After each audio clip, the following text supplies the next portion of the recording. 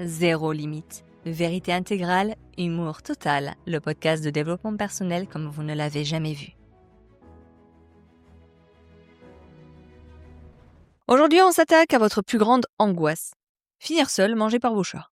Vous cherchez l'âme sœur ? Arrêtez tout de suite. C'est justement parce que vous la cherchez, comme on cherche une bouée de sauvetage, que vous faites fuir tout le monde.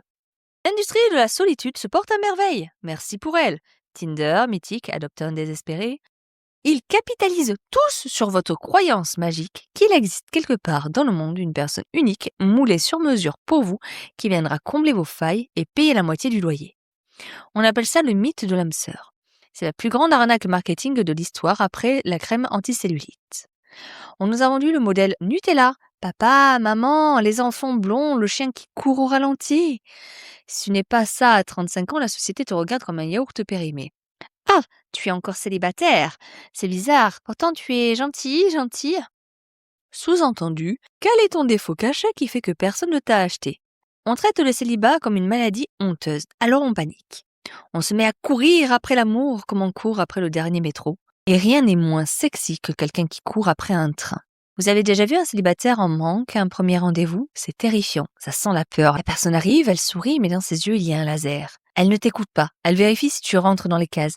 Il a un CDI, check, il veut des enfants, check, il a des bonnes dents, check. Ce n'est pas un rencard, c'est un entretien d'embauche pour le poste « sauveur de ma vie ». Le mec en face, il le sent. Il sent que tu as déjà choisi les prénoms des enfants et la déco du mariage alors qu'il n'a même pas fini son entrée. C'est de la lourdeur absolue. On projette tellement d'attentes sur un pauvre inconnu qu'il étouffe avant même d'avoir dit bonjour. On ne veut pas le connaître, lui. On veut qu'il remplisse la fonction couple. C'est comme vouloir acheter une maison sans la visiter parce qu'on a juste froid dehors.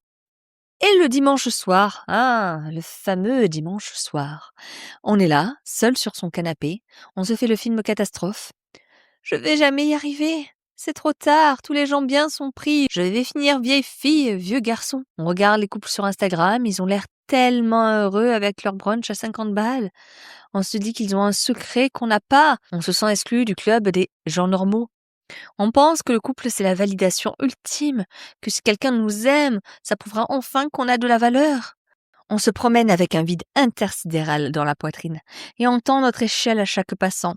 S'il vous plaît, donnez-moi un peu d'amour, dites-moi que j'existe. On est des SDF affectifs. Et le problème, c'est qu'on n'attire pas des rois ou des souverains quand on se comporte comme un mendiant. On attire d'autres mendiants ou des tyrans. Voici la claque nécessaire. Personne n'a envie d'être ta béquille. La solitude te fait mal ? C'est parce que tu es en mauvaise compagnie avec toi-même. Si tu t'ennuies avec toi-même, pourquoi les autres s'amuseraient ? Tu ne trouves pas l'amour parce que tu en as besoin. Le besoin est un répulsif naturel. C'est de l'anti-charme. L'âme sœur n'existe pas.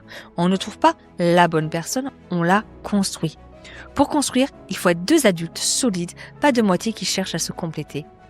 1,5 égale 1 ? C'est des maths pour codépendants. Dans la vraie vie, 1 + 1 = 3. Deux entiers qui créent un monde.